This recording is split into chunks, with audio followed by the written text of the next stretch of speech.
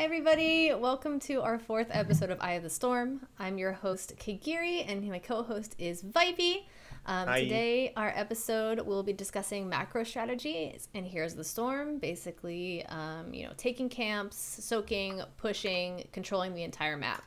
Our guest today is McIntyre. I know you've been on the show again, or I know you've been on the show before, but would you want to introduce yourself again? Hello. Just so everybody knows who you are and where to find you. My name is McIntyre. I used to be a player on HeroesHearth, which was the #1 team in North America. I was the solo lane player. If you want to follow me, you can follow me at McIntyre Hots on Twitter. You can find all my stuff for YouTube and Twitch there. But yeah, I'm excited to be back again. Talk about the macro. Here's the Storm. It's probably the most essential. It requires no skill, just a lot of brain power. So even if you land 0 skill shots, if you macro correctly, you can still win in Heroes of the Storm. So I think it's an important thing, and I'm excited to talk about it today. Yeah, and we're definitely going to teach you how to potentially, take control of the entire map and push your team to victory. So let's dive into it, I guess. Last time we talked about team fight mechanics. We'll probably touch on that again because like all of these overlap. All of these topics will overlap definitely, which is good because, we want to get that, kind of hammered in your guys' brain with all the, MOBA strategies, Here's the Storm strategies, and hopefully you will, feel more comfortable getting into ranks and Here's the Storm. Because I know I've had a lot of people come into my chat lately saying that they are actually afraid to play ranked games. So we want to get you definitely more comfortable with that. Okay, so let's start off. So for either Vipey or McIntyre, what exactly does macro strategies mean? What are we talking about when we are talking about macro? I'll let you go first if you like. Sure. I think that the best way to think about macro is like how the map is played from a movement point of view. If you were to consider Heroes of the Storm a game of chess, how you move your pieces is the macro of the game. So where you have your characters, where are your heroes? Where should they be in anticipation of certain objectives or in response to things happening on the map due to objectives? I would say that's for me what macro is, and strategies could be going into a game with a plan that this is how we're going to execute our 5 pieces, and this will help us win the game. Now, I feel like, does League have macro in general? Yes. All MOBAs in general have macro. It's beyond MOBA, right? Every MOBA typically has it. They're a little bit different, but for the most part, the way you move in the early stages in compared to, how you might end up moving towards the end of the game tends to be very similar. Okay. And in terms of controlling the map, just for MOBAs in general, I feel like for Here's the Storm, it's definitely basically making the map blue. If your lanes are pushing and you have all the camps, you have control of the map. Is that correct? Or is it more in depth than that? It kind of has kind of similar to what you're saying, yeah. But at the same point, you can also lose control of the map depending on where you're at in the game. Pushing lanes too far out can actually give you a detriment to gaining XP, but with the new changes, could actually give you a benefit at the same time. So it's kind of a push and pull right now. I feel like not really fully what you're saying. It's interesting too, because when you say control the map, I look at like a very kind of like almost in-depth way of thinking of it is, if you're going to do something, for me, having control of the map is if I do something, the other team is now reacting to what I'm doing. In that case, I have control of the map. If for whatever reason I'm doing something and the other team ignores what I'm doing to do what they want to do, then I don't have control of the map, right? An example of this would be like if I do boss on Cursed Hollow, is the other team responding to me doing the boss? Are they going to defend that boss, or are they going to shove bottom and take my bottom, right? That would be lack of control of the map. rather than having control, if that makes sense. It's almost like what you're kind of getting at is almost like if they're just nullifying what you're doing with the same exact action. If you want to get control of it, it's almost like you're doing something and then they have to react to it immediately because they weren't expecting it. Yeah, like they're trying to play catch up or something. Yeah, like you kind of want the enemy team to constantly be trying to like scramble to get that control of the map back. Right? Yeah. It's kind of like getting the benefit of on Cursed Hollow, for example, getting the easy camp. And they don't get it, and the objectives on the opposite side of the map, you can actually get more value out of it. That puts them in a problem where they have to respond to it. Similar like getting caddies on the core, then you have to respond to that, which means you're down a player in a team fight, which then you have control of the fight itself and the map. If, for example. Yeah. And that's why I typically tend to compare macro to chess, because when you move a piece in chess, the other player responds. And if you're in control of the situation, you've moved the piece of chess in anticipation to what they will now have to react. So be it maybe they make a misstep, right, and move a piece incorrectly, or they respond the same way that you figured they would respond. Either way, you're in control of the situation, and in which case you have control of the map, right? That's like a perfect way to say it, actually. I love chess, so that I'm like, that makes complete sense to me. Now, how do you get into that position? I know, like, what is like a general sense, like one sentence that you can say that says like, this is how you gain control and how you make your teammates spiral? What is that turning point on the map, or any lane push, or like, how do you get in that position? Did I stop? I don't know if it's a one sentence thing. Yeah. It's definitely I think it comes a lot from being ahead. Once you get ahead in Heroes, you kind of have that you start to have that control, because the other team is now responding to whatever you've gained, the advantage that you have, be it a talent or a camp or a boss or an objective. It more so just comes down to again, I think anticipation really of what the enemy will do when you do something. And that is, I guess, what we can talk about really, or the focus of gaining control and then holding the control. Missteps would be someone rotating and getting picked, right? Now your control has been taken away from you. Or something like, oh, they did a boss on Sky Temple and we weren't checking it. We didn't know about it. You've lost now a little bit of control, right? So those are just examples, but it's hard to just say in a sentence, I think. I don't know how Vipey feels about it.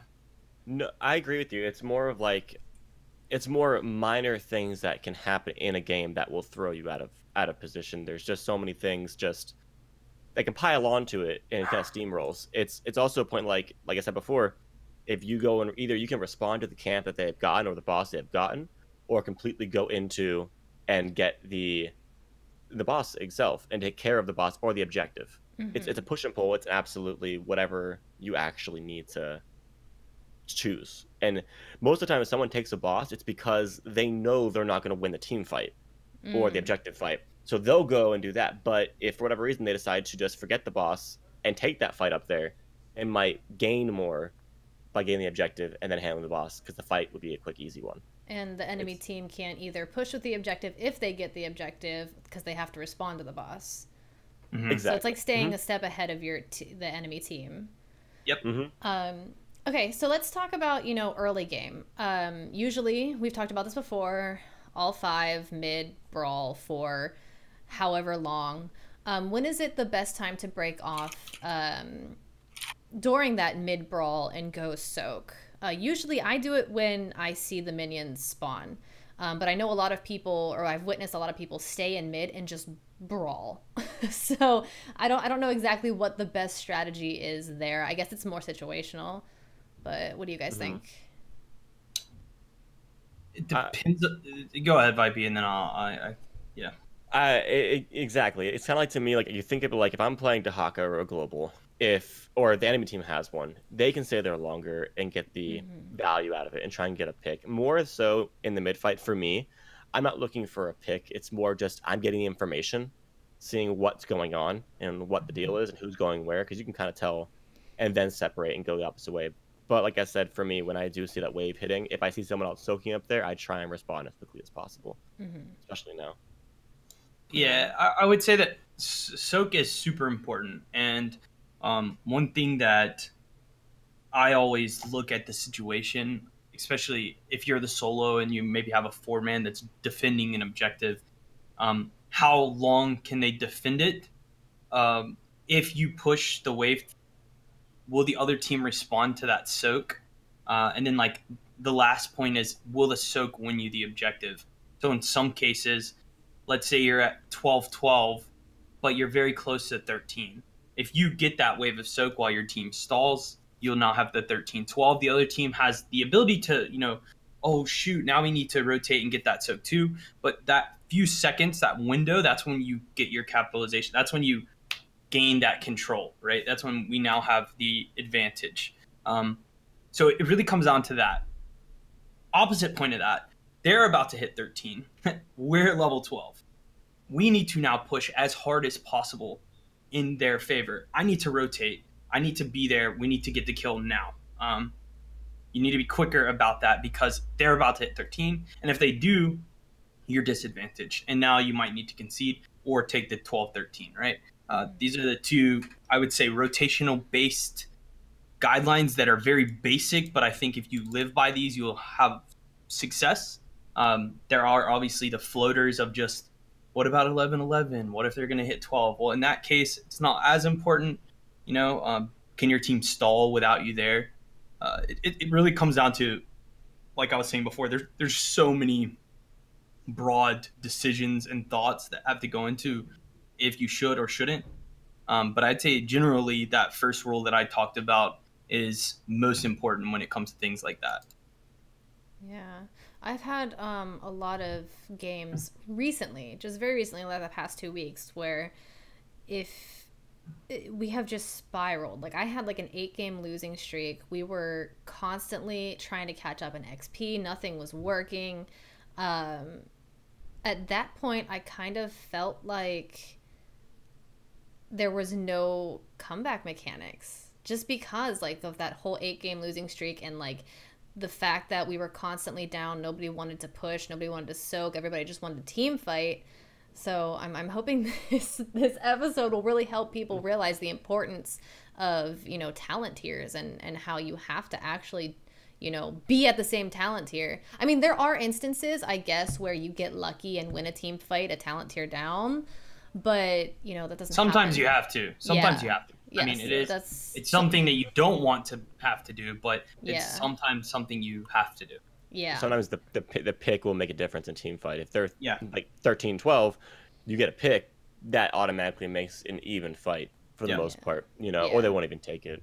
Yeah. But and the one thing I did realize since the XP changes, now that I got to play a little bit more and kind of feel it out, it's funny now when you take a fort, it's almost like they have to take a fort as well to balance it out, because that passive XP will creep up on you really fast, especially if you're not effectively soaking a lane constantly. You will lose that. It is a huge detriment if you don't.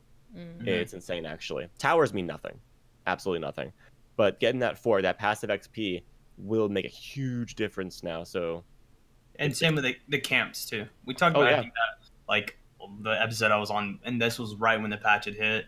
But camps are still important because they do give XP, and since XP is passively gained to the team that gets a fort, while you can't mitigate it, you can get to a talent tier at the same time as another team that will get you the fort back into the game. But I think Vipey is 100% correct in that nowadays, if a team takes a fort, you really need to take a fort. Otherwise, at a certain point, you've been locked out of the game, and the other team can literally stand there, and they're going to be stronger than you for the entirety of the game, right? There's nothing you can do because of the design to get back in the game without winning a fight or taking a fort. Yeah. I've noticed that normally when they get a fort and we don't, we have a harder time pushing out our lanes, and then we end up not getting any forts, and then it just kind of spirals from there. I never really made the mental note about trying to get another one of their forts in turn since they got one of ours, but now I'm kind of actually seeing it. So I want to talk about offlane heroes. I don't think we've really talked about them much. So I don't think, yeah, I know you touched on it before, McIntyre, about the 4-man soak. I want to talk about that more because I feel like I'm seeing a lot of people do it more often in games in my elo. So I just want everybody to kind of understand the strategy of, and I have a list of offlane heroes. I'll put them in chat right here for the Heroes Hearth. But what are kind of the best maps to, do that, offlane hero and then 4-man soak, either top or bottom, or I mean mid or bottom, or top or mid? I mean, it's pretty much all maps. There are maps where winning the lane is important as a solo. An example would be Dragonshire. In order to win Dragonshire, you need to win the top lane because you have to control the shrine. Another shrine-based map is Braxis. So taking a dominant solo laner is more important than taking a laner that can soak, right? Mm-hmm. On a map like Infernal Shrines, where there's an objective, or Cursed Hollow, where there's an objective that spawns, that's where you want to take faster clearing, maybe quicker rotating offlaners, right? That's when soaking a lane as fast as possible becomes what's important, because the faster you can soak, the faster you can rotate. If you think of those two concepts in kind of in general, the idea there is that then as the 4-man, like 4 players on the team typically can't be killed by 5 if they're standing under a tower. Let's put it that way, right? Or if they're just standing together as a whole. In most cases, the other team, unless they have like a Zeratul or a Falstad that gets a nice gust, right? In most cases, 4 people don't just immediately get run over by 5, unless they fight, right? Unless they just full on hit cooldowns and run at each other. So when you like think about that, the idea is that as 4, you can hold off the 5 while the 1 gets the XP, and then the 1 comes back to the 5, and now they're down that XP that you just got, right? That's a little bit of an advantage that you've gained. I'm not sure if that's the question that you're asking, really, but I guess wrapping it up, what people need to understand is that if the solo laner is soaking, as 4 people, that doesn't mean fight, okay? That also doesn't mean concede. It means posture, hold your ground.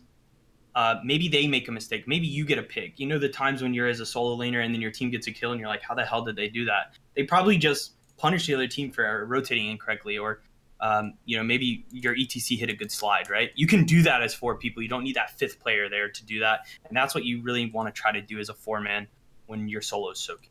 Mm-hmm. So, Venser in chat says, could you touch on 4-man rotations a little more? I'm gold 4 at the moment and seems like such a lost cause to even try to get people in this league to rotate.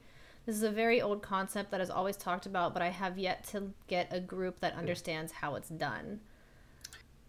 I think exactly what McIntyre just said. Early game, depending on your team comp, try to just get that soak and not team fight as much if you are a late game team, or if you're, not as, frontline heavy. And just, I don't know how to get people to get your, like, what is the best strategy to get your team to just, run that 4-man other than just tell them, like, just do 4, like, there's no other way to get people to do it.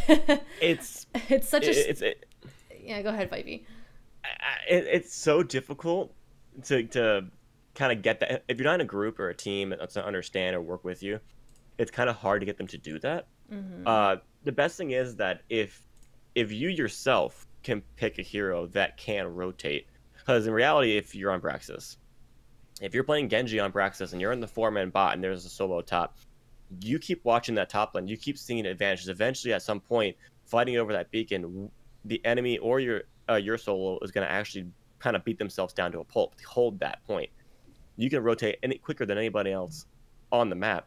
Mm-hmm. If you can escape from the bottom team fight without our team, standoff without them even noticing, and get that pick in top, you automatically force the bot lane 4-man rotation to react to it, which breaks their ranks, which allows you to go back down bot, capture the point, if you want to be effective with that, try and practice heroes that actually can do that yourself, because you don't need the whole entire team to rotate. You just need to be that one person, you know, that in the crowd that can actually do it. Yeah, like Zool. Zool's really good at, you know, double soaking. Who else is really good at double soaking? When I think double soak, I think Zool. That's all I think, really. I mean, Ragnaros is pretty good. He's so underestimated. There's like the Ragnaros factor that I always meme about, but it's essentially like run around, don't do anything, but just like do everything, and then eventually you just molten core and win. Like you can just lava wave waves that aren't soaked and aren't rotated on. You can molten core the other team when they get an objective. Like you no longer need to win objectives. You just molten core and defend, right? And then eventually your team will, as a unit, fight them like they should properly, and you win, right? Yeah. Like he's one that does it well. It's hard though, because you know, on the opposite coin of what Vipey says, like you're the Genji, you rotate, you see that rotation, you make a sick play, but then your bottom lane 3v4s, and now they've died, and now your team is just like, it's like, what do I even do? So I see that all the time too. Even in higher ranks, it happens. It's frustrating. It's hard.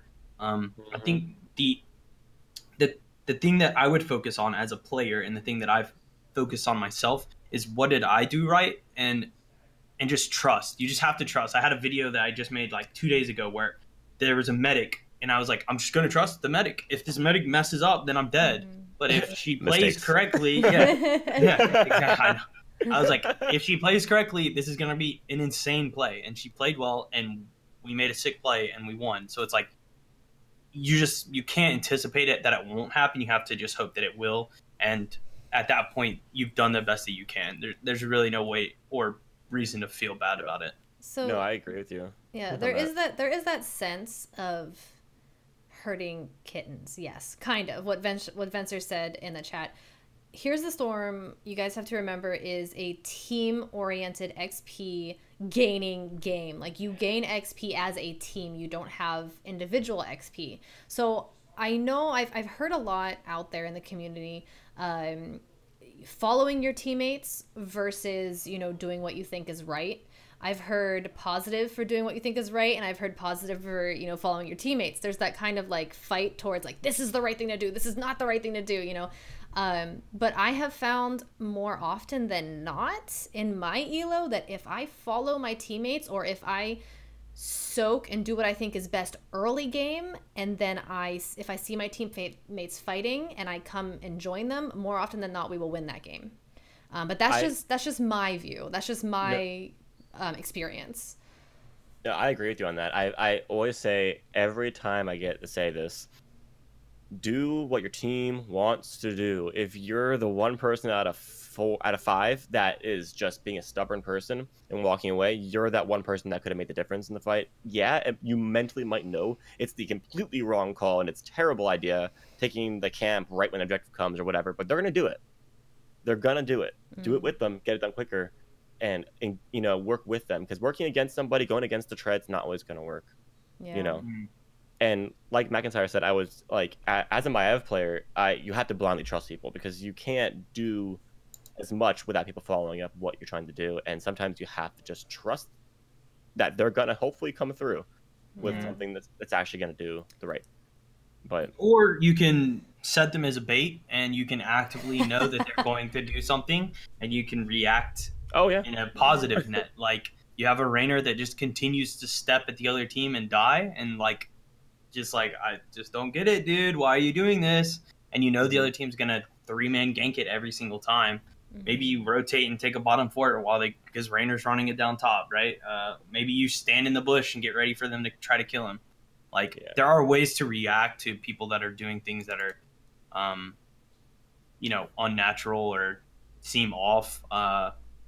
It's more so about how you react and respond, rather than trying to force your opinions and how you think the game should be played on them.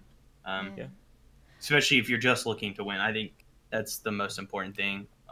If you're in a controlled environment and your friend just won't stop doing, you can maybe get pissed at them. Like, what the heck are you doing? What I've we've been doing this for weeks now. Like, just some person in ranked that just randomly is on your team, there's not really much else you can do than your best. Oh, you. Taking a side note here, I just want to kind of, you know, cut this out on in terms of team fighting.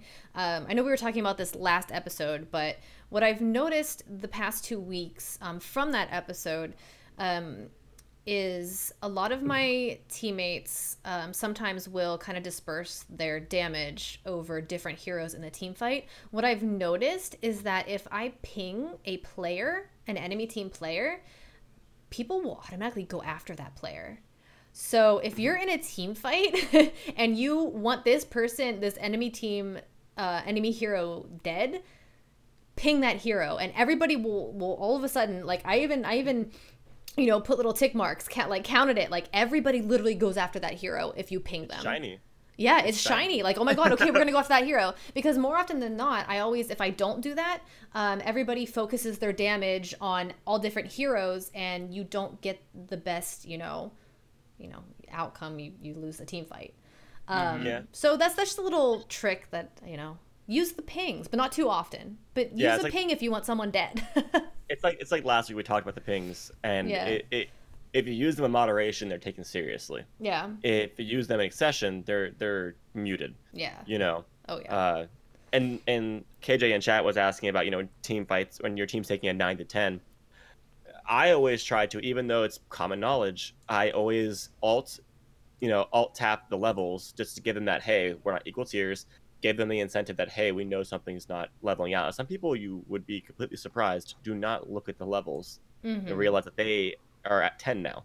You know, giving those little indications just to help them along. Because you got to remember, think of them as a bunch of, you know, kindergartners running around in a playground. Give them the right direction. Because, you know, if you're playing with a bunch of random people who don't know you or you don't know them, just try and talk to it as at a grade school level and just help them out. You know, sometimes people don't realize it.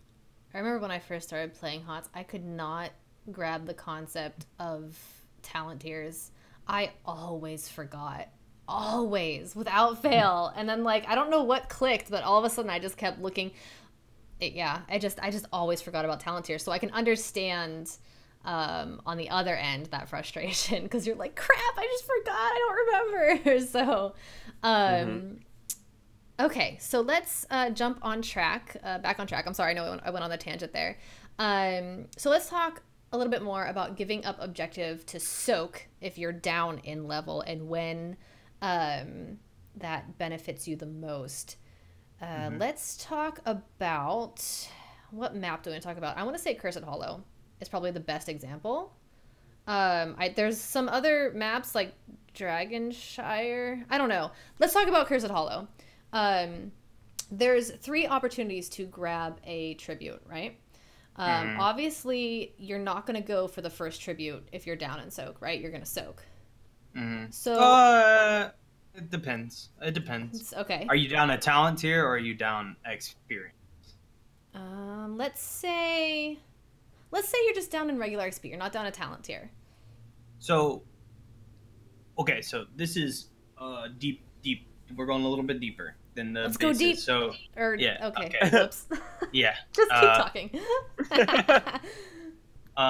Essentially, depending on, especially on a map like Cursed, okay, soaking is good. All right, we can all agree on that, and I think everyone should be soaking when you can.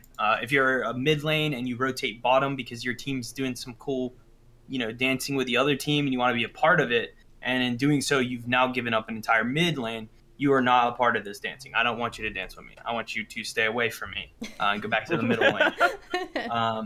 However, if you've now soaked the middle lane and then you come down, dude, come over here. Let's dance. Like, that is the type of rotation I want to see. On Cursed Hollow, the exact same logic applies. If there's an objective, you should catch that soak, because in most of the time on that map, you're just posturing. It's just posture. You have to get a channel. That takes time. The only way you can get that channel is if you get a really heavy posture or you have a better early game or whatever the case is, right? But in most cases, it's just 2 teams throwing stuff at each other and dancing, and then they tap some wells and they keep dancing. So you can gain the advantage from getting that experience if it's right. If you're the outlier, if you're the determiner, I guess I should say, and I show up and this is my objective now, that means you should go and rotate. So you kind of have to make that decision, right? In some cases, you have no impact on this at all. I could say, hey, I'm Artanis, and if I show up, my team's already down 50% of their health. I'm going to leave this top lane. I'm going to rotate from top to mid to bottom, and I'm going to show up. Everyone's dead. Why did I even do that? That's kind of what you need to think about. You need to think about if you can get there quick enough. If when you get there, are you going to make an impact? And are you the determiner? Are you the reason? Are you going to be what wins the fight? If none of those things are true, then you should continue to soak, or you should try to soak as fast as possible and then get there so that you're not losing the soak. Those are all the things I think you should be asking yourself on a map like Curse Hollow. And then the final stamp, the end all be all is, are they going to curse us, and how bad is this going to hurt? Because if they're going to curse you and you guys just lose, get there as quick as possible. Like, let's hide in some bushes. Let's set up some traps. Let's, where's that Rainer at? Where's he at? Like, that's what you need. You need to be proactively looking to make a play so that you can save yourself from just conceding the game. That's the best way that I can explain it, I think. That was a good explanation. I feel like the best kind of heroes on a map like Cursed Hollow is poke. I always love playing Li Ming on Cursed Hollow, because then if my teammates do get down to half health and the enemy team is somehow still really healthy, I can poke and buy them time to actually go back and get mana, get health. By the way, it is better to go back and get your health and rotate healings throughout a team fight than it is to just die. I feel like did I say that correctly? Does that make sense? Because I feel like you'd rather go into a fight healthy than just stand around and do nothing. So the one thing that I was thinking of is Volskaya. It takes a really long time to cap that. So if you go in a team fight and you somehow mess up, your team just missteps, and you guys get your health chunked, it is okay to back and full back, like full B, and get out of there and return healthy than it is to just try and keep fighting to obtain that objective, because it does take a really long time for you to cap objective on Volskaya. So don't be afraid to back.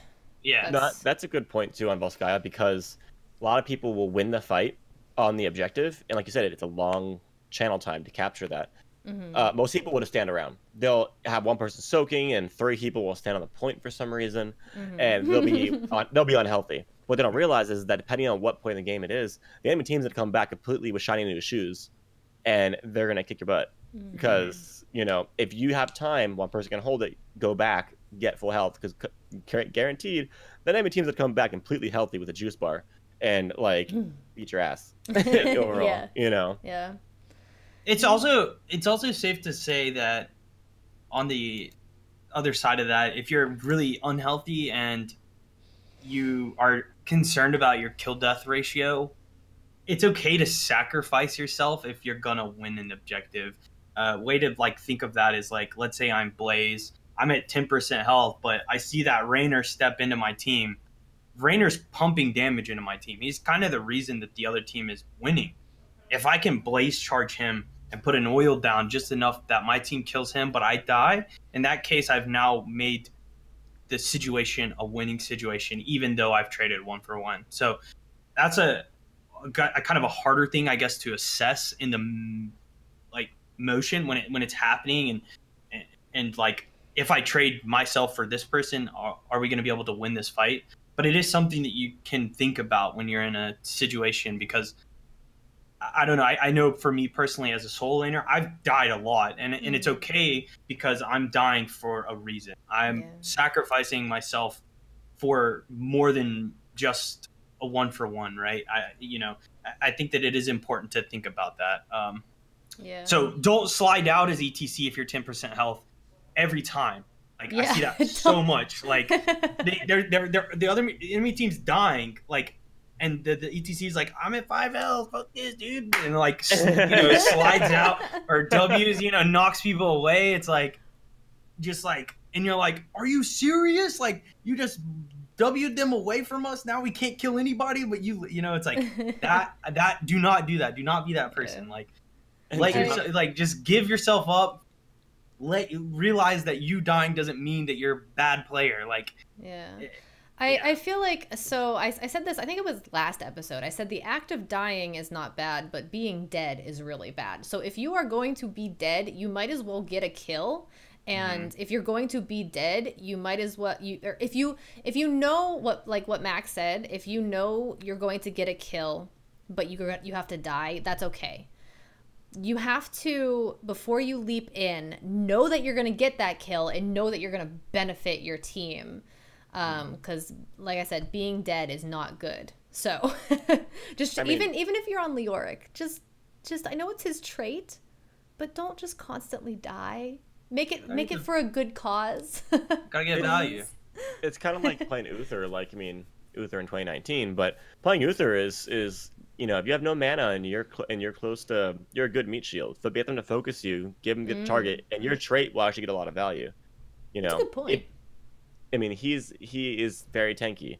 People will see no mana and focus you down, but they don't realize you have a fantastic trait to get this amazing benefit. You know, it was funny. We were playing with Kai, and I was playing Medivh, and I didn't shield her. She was Uther, and I was like, Kai, you're going to heal us. Like, you're going to you're not Poor Kai. Like, I could have definitely shielded and saved her, but I was like, no, Kai, you're dying. Like, I let her die so she could start healing us. We ended up winning the fight, but like, yeah, like even for me though, as a Medivh player, I had to assess that. I had to recognize that me not shielding the Uther means that Uther dies, and then we get ghost heals. Like, like that is a thing that I have to internalize and realize. I don't want to be the Medivh that shields the Uther that's trying to die, or the ETC that's trying to get the Death Mosh. Like, I need to recognize that that's going to happen and work with them,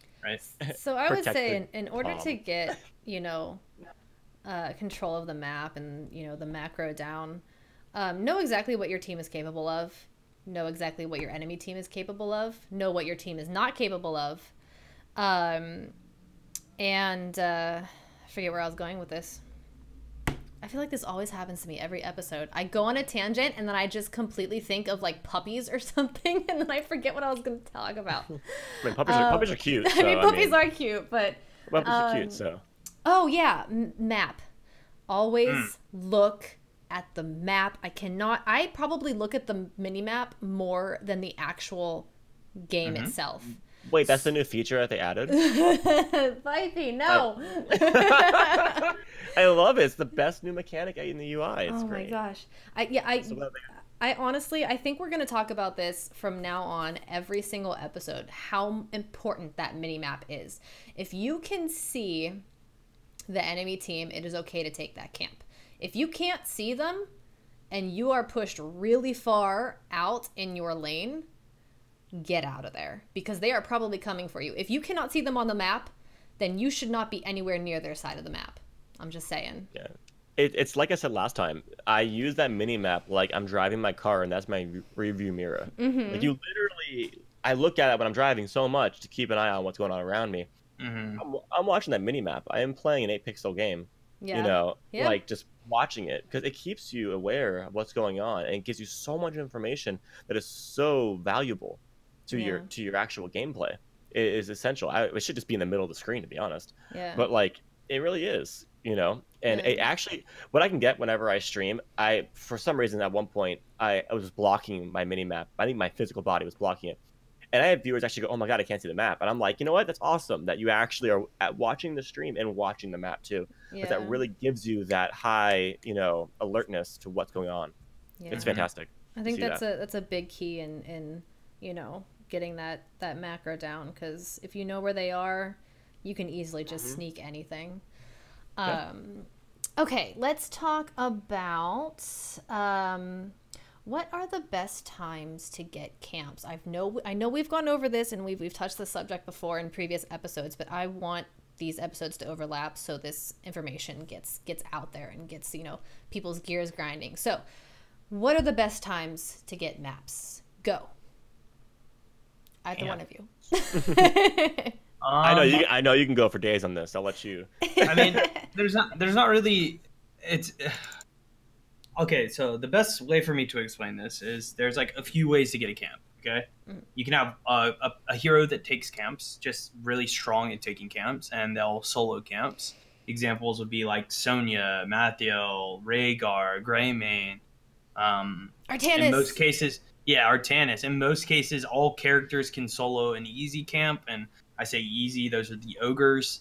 The mechanic is very easily dodged. They don't technically deal damage, so it's a bit easier for pretty much every character in the game to take that camp.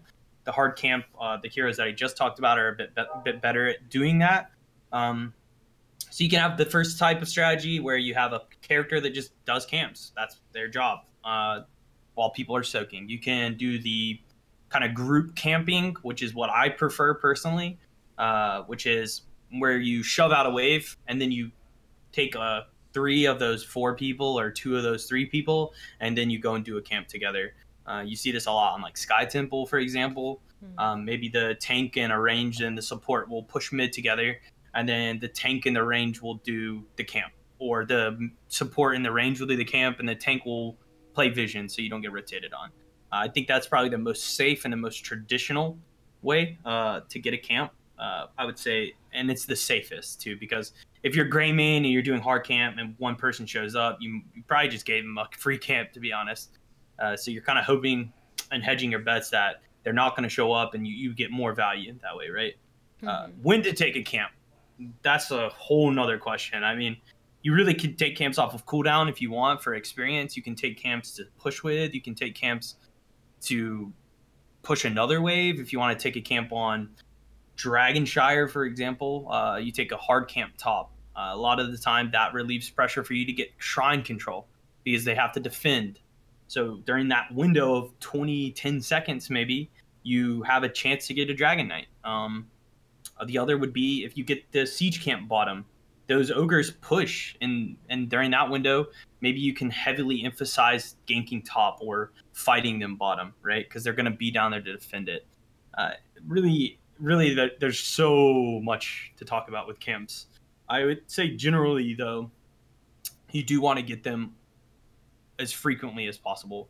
What you do with them, that's totally up to you. It's a choose your own adventure mode, but I think getting them out in general is something that you should be doing because of the XP, because of the pressure. I mean, I laugh a lot of the times. I'll get a camp, and then I'm like, oh, wow, that camp just took their keep.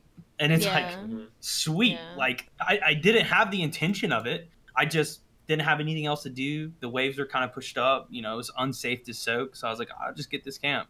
Yeah, and then that ended up getting an objective, right? Yeah, because the ogres are ranged. The two at the bottom. Yeah. And they'll just push forever. Yeah, they don't come in contact with tower range. So you can actually, like, if you get the advantage to steal their ogres on Dragonshire or even Sky Temple, you'll take out their fort before it even hits the wall. If they don't defend it, it'll just kill the fort. Now, it takes about a minute.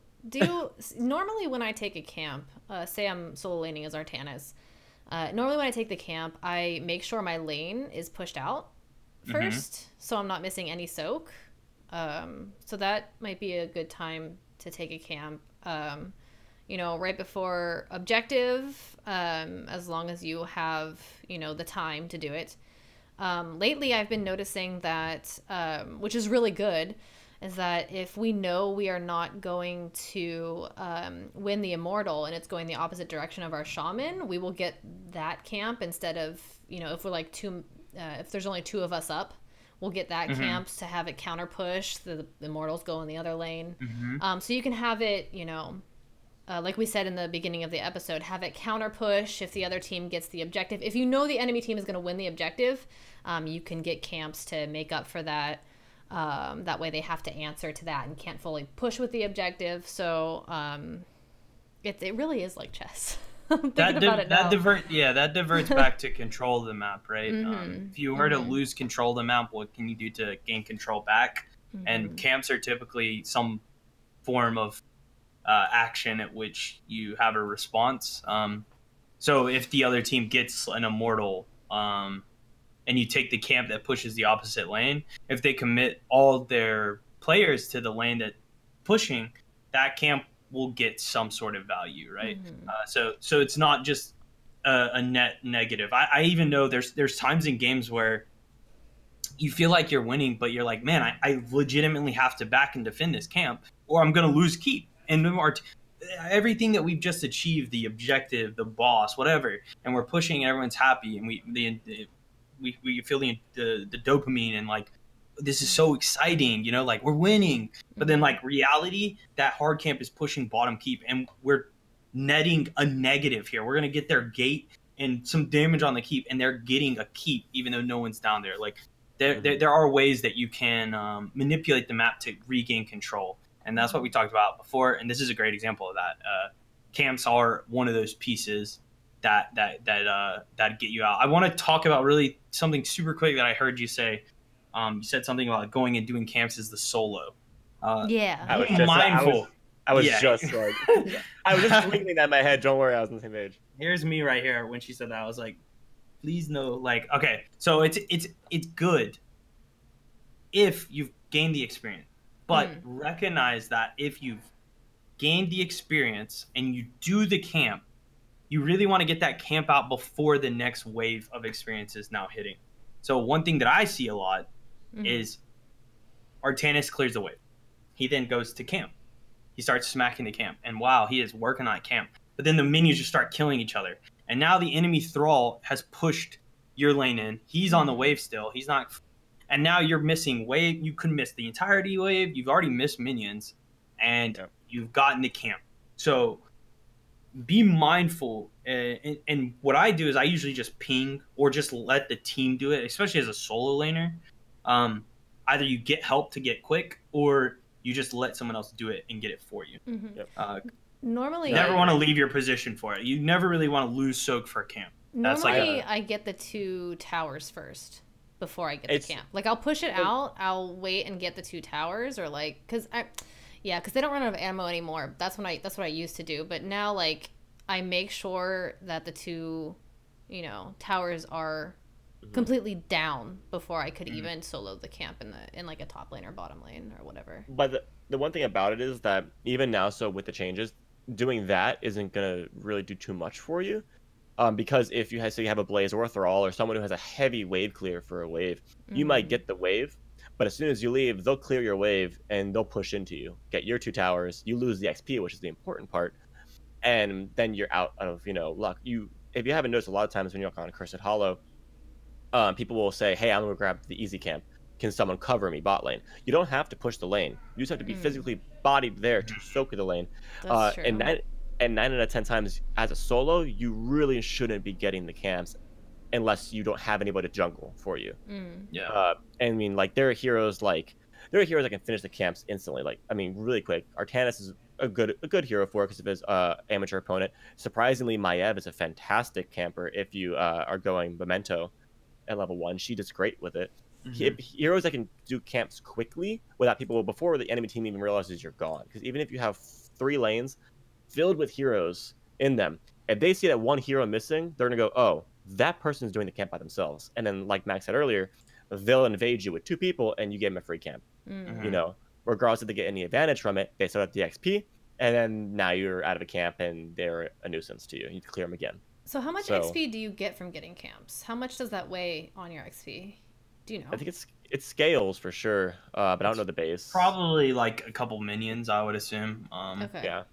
I don't think it's like anything absurd, but it's an XP that doesn't exist outside of the experience, right, in the buildings. So it's good to have. It's net negative if like you do camp and lose a wave. Like, you don't want to do that, right? Okay. I was talking about it a little bit before, where I was like, I didn't have anything else to do, so I did the camp. There are times when like that is a case that you're in. On Dragonshire, this is a great example, because Dragonshire is a weird map, and I've had a bad taste about the map in my mouth forever.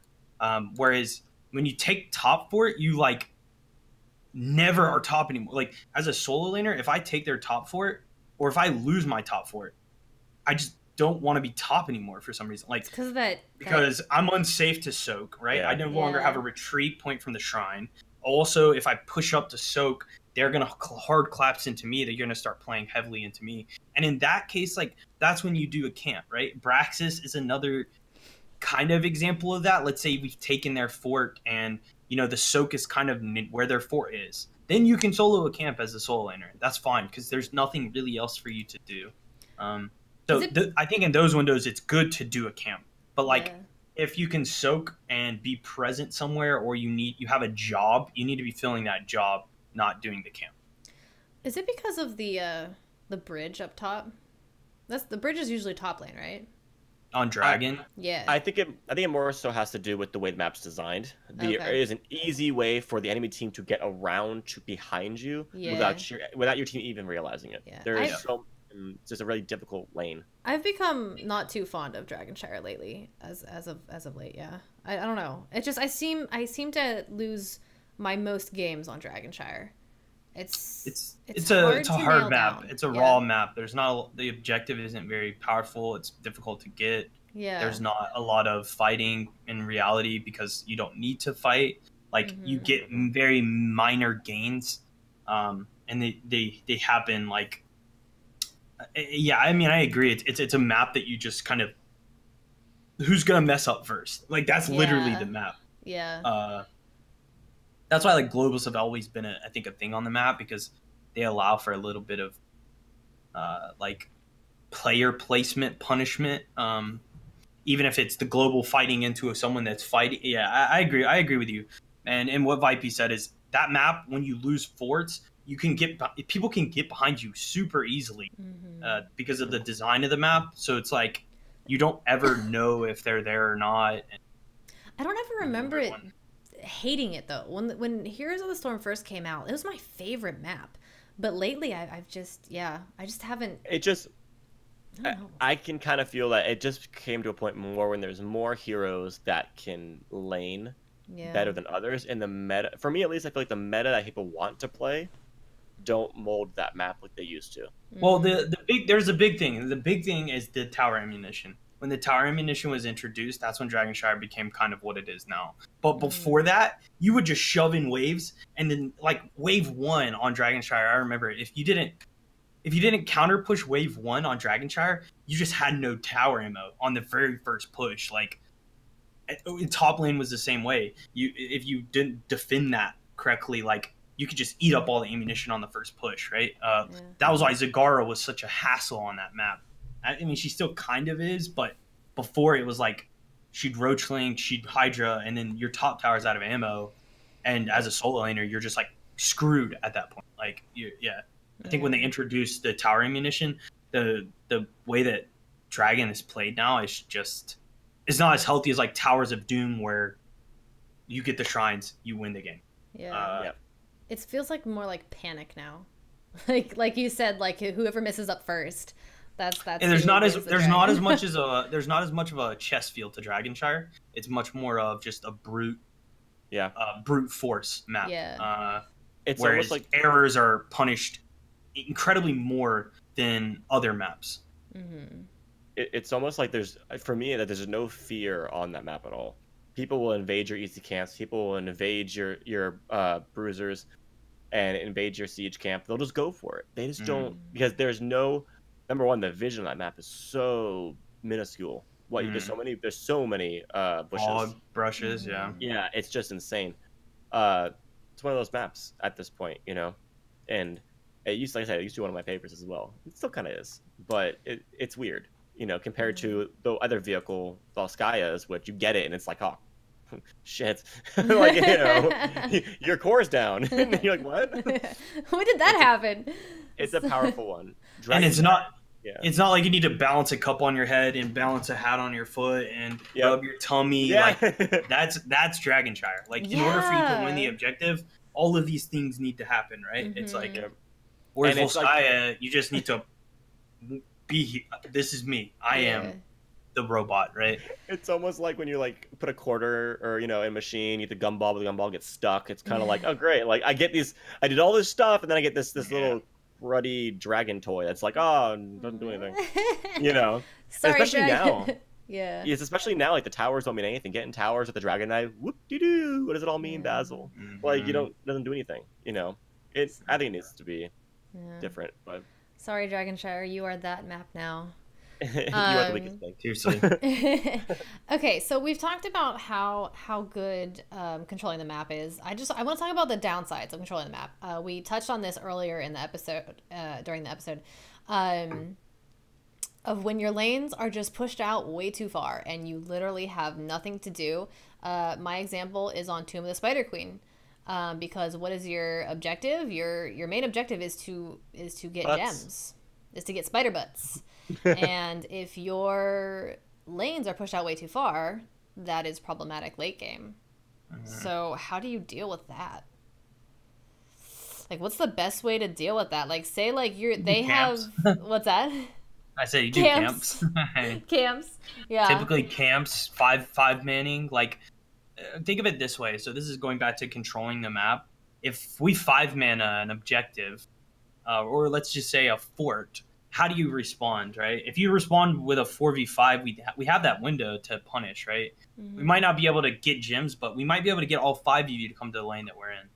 In which case, you're getting the same amount of gems that we are. The other side of that is you maybe have a really super slippery cucumber of a solo laner who can soak aggressively and be unsafe. Leoric, Zeratul, things like that, right? They can play super far up, and then while they're soaking, you have a 4-man that plays really aggressive. So that means if the other team tries to collapse and gank, you can just slip away, and then your 4-man can try to achieve something. I think that's basically it. Or, like I said, camps. You can just do camps and then try to get value off of those. Maybe try to make them fight you for the boss. There are things you can do.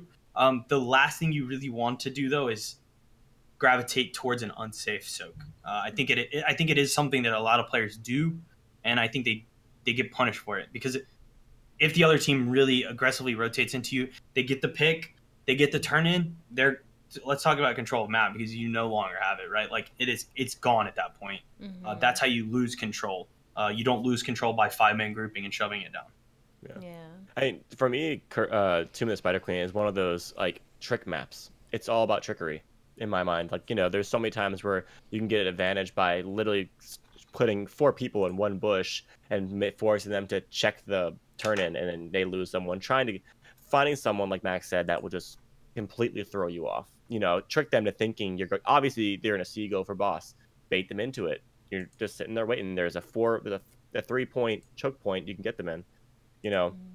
It's all about just finding that last second to get somebody. And in reality, you can see who has the most gems in the map. If you're down gems, just try and take out their cash cow. That's how you get the advantage. Instead of going out of your way to get the gems, just look for the person on their team who has them. Yeah. Even the playing fields. And then kill him. At that point. Yeah, murder him. Murder him. Or just make sure that they never get to right click the objective, right? Like, you can just, like, those gems don't mean anything unless they're turned in. So there's times when, like, I've been in Tomb of the Spider Queen games, and we've had 200 gems, and we're just like, I mean, what can we do? Like, how do we, it's like, we're supposed to be winning. Like this, it's a map. I think the keyword is trickery. Like, it is a map that you're all about tricking the other person, because you have those rotations, because you know where they're going to go to turn in, because you know where they need to be, where they have to go. They need to soak the gems. They need to get there's so much information that both teams know on Spider Queen, that as long as you're playing it well, you can control the enemy team. And that's one of the maps that I would say is much more like a game of chess, where, I mean, I can tell you right now, we were sitting on the stage at BlizzCon, we're playing against Team Liquid, and we're shot calling, and they're ahead of us. Okay, they have the lead, and we know what they're going to do. But there's nothing we could have done about it. Like, we're like, okay, we have to give them this turn in. They had a turn in. We had to give it to them. Someone got picked or something, and then we were like, okay, we're going to clear all these. We're going to make sure we clear the tops or the bottom spider first, because they're going to do boss after this. We clear all the spiders. We cleared the bottom one first. We were all there, rotated, ready, but it was a 16-14. You know, they had the talent lead. They everything we knew. We knew everything about them, and they knew everything about us. But because of the design of the map, they still had the advantage. They had the control. Yeah. So it's it's interesting. I think that map in general. But what are you gonna say, Vipey? It's the same thing like you said before. It's almost like and thinking of like the scenario that Kagirii was saying, if the lane's pushed out so far, and say you don't have the gems that you need, the enemy team does have the gems, but your lanes are pushed out, like they're basically almost to their keeps, and you can't get any more gems because your lanes are pushed out. They have the turn in. Sometimes it's the strategic call to give them the turn in, especially if the lanes are that pushed out. Spiders have a timer; they die periodically. Yeah. So by the time they get to the mid invisible line on the map, you're fine. You know, it will bring you back to the. Sometimes playing, just because what is it? What does Taranda's back say? Retreat is not always. I don't know what she says. Something sometimes retreat is not weakness; it is strategy. It's strategy. Yeah, I love that. It is the truth. Like if you can find an advantage where they think they won, oh, we have to turn in, yay, bells and whistles. But in reality, you're like, thank you for that. Yeah. Zero value turn in. Zero value turn in. Yeah. Cashed in for nothing. You to get the soda out of the vending machine. Bye. Yeah. And someone's asking about baiting bosses. Is it worth it or always a gimmick? Very worth. I would say it's very worth. I think it's like a win condition in itself. It's like it essentially forces the enemy to respond, right? So it's like putting a king in check. Like when you check a king, they have to do something to block the king, right? Or move the king. That is a forced response. Bosses that. They must do something when you do it. Either give it or try to contest it, right? In most cases, they contest, and that's when you get your... that's when I personally, you come off the boss. You want to fight them, right? If they're fighting for it, you're fighting them. You've summoned them to you. I think that's where players make mistakes too, is they bait the boss. The other team takes the bait, and then they don't punish the bait. They instead continue to do the boss. And the other team's like... You guys did a boss for us. What's up? Like, thanks. Like, and then they hit some ornaments and take the boss. Like, that happens too frequently. Like, it's, it's something to be mindful of. And obviously, like, there are talents and skills that steal bosses too. You got to be aware of that. But in most cases, as long as the boss doesn't die, and the other team comes and is present at the boss, that means you've baited them, and you should be taking that fight in most cases. Yep. And honestly, it's like you said, with talents and abilities, you got to keep in mind what you have in your arsenal. If you have an Orpheus on your team and took Eternal Feast, you can hold that. They're going to be on the point. They have to be. The Eternal Feast is about 25% larger than a capture point. They have to stay on it. They're going to continue to get... Think about what you have in your arsenal before you try and either steal a boss or bait one. You know, and 9 out of 10 times, depending on what division or rank you're in, someone's going to face check a bush, especially they think you're taking the boss, and most of the time it's going to be the Ana player. Okay, like, it's just gotta be, you just gotta really... It's that Rainer, dude. It's the Rainer. It's that Rainer who's like, I got... This is Jimmy. It's always that Rainer. It's always that Rainer. All right, guys. But, well, is there anything else in terms of, macro strategies, anything else you guys want to talk about that you think is really important for people to know? And if anybody else in chat has any questions, feel free to ask us. But if not, go ahead. The only thing I can remember on camps we didn't mention, we mentioned it last time because I was laughing because when you were saying null camp. But that camp is just take it a lot. It gives so much XP and it's up the most. It's only a minute, I think, cooldown. Yeah. So keep in mind that camp can be captured continuously. That's on. You pretty much can take it. It's on alter it. Yeah. Alter. Yep. You can pretty much take it, push with it, and then back up and take it, and then push with it, and back up and take it. Like that's how fast that camp spawns. Yeah. Yeah. Yep. That's all I got. That's all I got. my thing was, I think I might have talked about this the episode before. If not, if you've watched my streams or my YouTube videos, I bring it up every once in a while. When you're behind, one thing that I always say is you can start to play stupid, and essentially, this is my idea of coming back in Heroes.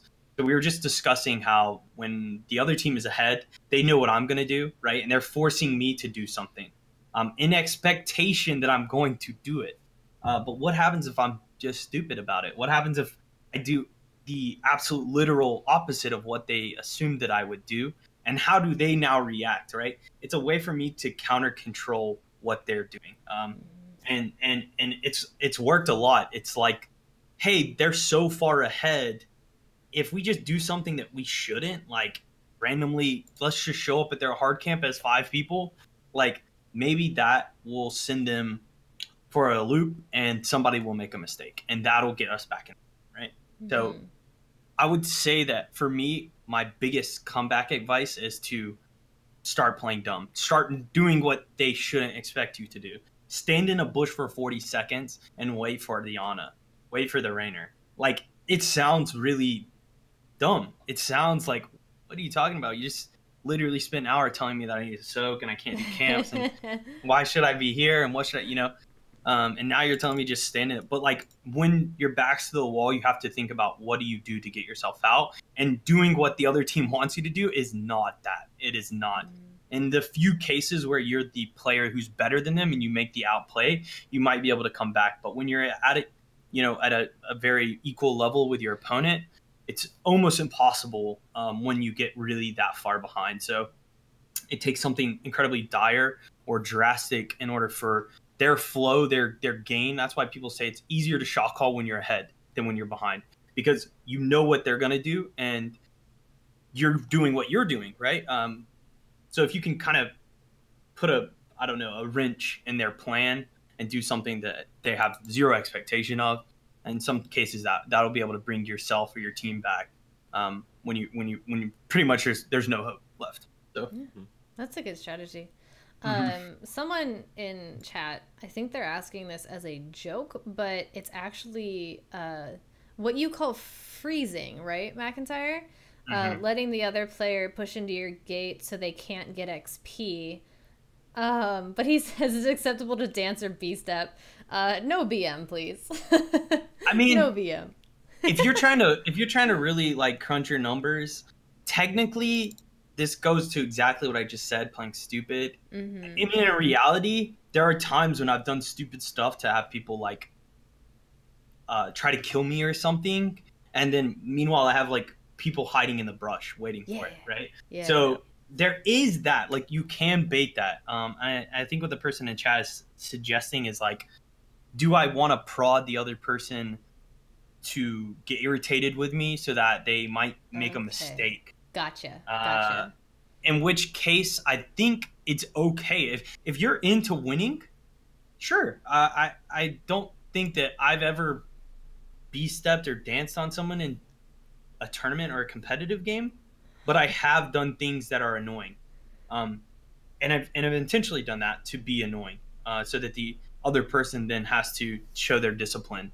But when you're lane versus someone like Kyocha, he's everything that is disciplined, right? So it's like you don't really get that. But in Hero League, maybe I have some guy who's like, I'm against McIntyre, I'm gonna show him what it is, you know, and then yeah, it's an easy punish. I feel like sometimes it's like also like a sign of respect. If there's someone on the enemy team that you know and you like B-step them, it's like, hey, what's up? I know you're here and I'm gonna kill you. So it's like, but I'm sorry in advance, but I know I'm gonna kill you. Yeah, I just picked the right spray. Yeah, spraying is its own thing, and I think spraying is fine. It's kind of it's an outplay thing. You should only do it when you outplay someone. Someone has brought up that I did it to Goku when we were laning versus each other, and it's just it's I don't think there's no spite there. It's more just gotcha. Like it's like playful banter. Yeah, 100%. It's like you take off your glove and slap the person, and he takes off his gloves and slaps you. It's like that kind of thing. there also is a thing in chat. Someone's asking about when it would be okay to trade your keep if not the core is at the option. It was asked twice. I want to make sure we get to that. I can just say my personal opinion is it depends on the circumstance. If it's an objective that's gonna win you the game, and the keep is just because right now keeps don't mean what they used to mean. It just depends. If you're about to win Sky capture point and they only have keeps left and you're gonna lose your keep, but you know you're gonna win that point, that would be an okay reason. But there literally is like so many variables that actually will literally, it's all about hedging, right? It's like if Yeah. you lose a keep, what are you getting from it? It's not like losing a keep is the end all be all. And I know there's times when I've been playing games and it's like the other team gets a boss, a keep, there's bazookas, like it's raining hell in our base, but we're walking towards their core. So like, why do we care? Like, we're about to win the game. Why do we care about what's happening over there, right? And that's the other team trying to regain possession of what we have, the control that we have. In which case we aren't concerned, right? So it really just depends on what you're getting or what's happening at the time. If you're doing something that might win you the game, then yeah, the keep, whatever, because the keep doesn't win them the game. This action at which you're doing wins you the game. Much more important. But if you're just like taking an easy camp and you lose a keep for it, like, woo, you really hate to see that. I mean, that's not something that you want to be looking for.